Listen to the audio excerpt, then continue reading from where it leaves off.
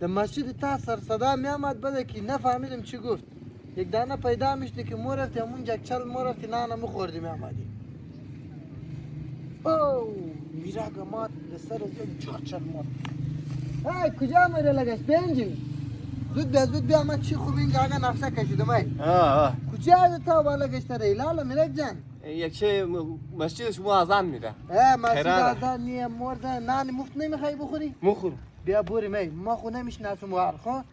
تو اون جاگه موری تو جلو شو گیره کده برو ما پشت سر تو ما مگو می نمیه خانیشه نمیه تو بگو الا یا میره پیام مرده ما خیلی شور روز ده یک جای خواه بودیم و جوانه خود تیر کردی لساف سر خود دیه بس موری خیبر تو دستی درمی نان ای گوشت نریه مگو یه پایا ای مرغ نریه مگو ببوری میره جز ما مستو ببوری بدو ای فقط آب چه غیر نمی بگوی ما از یک جای بودی در ایران یک جای تا یک جاگه خواه میکردی الله رفیق مصدی عرف تیز بیا بدو الله رفیق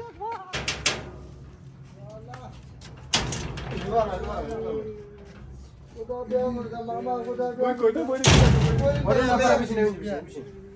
ماما جای نیم اون جاگه؟ نه جای نیست ما خو این جاگه میشونیم خدا بیامرده باید دکوته نمیریم باید زنانه بیشنیم دیگه کس نیست زنانه؟ آره زنانه ماما ما مورم یک دفعه جابی چای کنم من که من جو بیشی مسجد من نهار تنها نخوریم خو؟ الان تو کجا زد گیرم ما هی رفیق شیشم تا یک جای خیبر ازی خواب میکرد تا یک آمام دمین یک آمام با هم آمام میکرد یه تا رفیق بلو